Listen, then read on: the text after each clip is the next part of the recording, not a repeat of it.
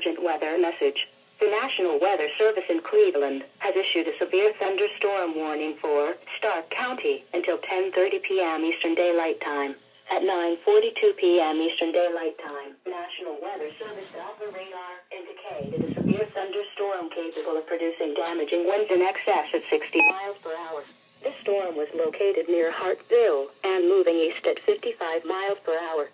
Locations impacted include Waynesburg, Alliance. This is a dangerous storm.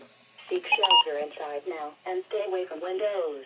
Repeating, a severe thunderstorm warning has been issued until 10:30 p.m. Eastern Daylight Time for the following county: Stark, Ohio.